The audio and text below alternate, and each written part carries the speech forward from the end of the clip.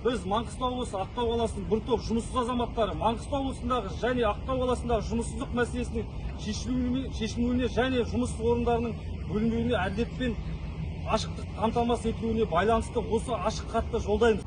Бұған дейін Маңғыстау облысының атқарушы билік органдарының бірнеше рет жүгініп кездесулер өткізіп жазбаша өтініштер жолдадық. Алайда осы уақытқа дейін көтеріп отырған мәселелеріміз бойынша нақты нәтижеге бағытталған мардымды жауап немесе мәселенің шешімін көре алмадық.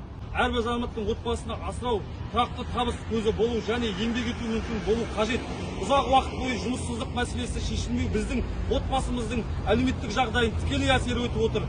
Сондықтан біз мемлекеттік органдар жағдай ушықтырмау мәселе заң шеңберінде бейбіт жолмен шешу үшін нақты әрі нәтижелі шаралар қабылдау талап етеміз.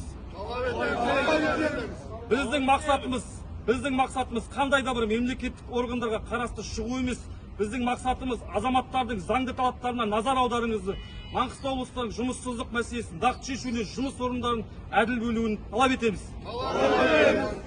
Біздің талабымыз осы орындардың әділ бөлініп және Маңғыстау облысының жұмыссыздық мәселесін нақты шешуіне қамтамасыз ету.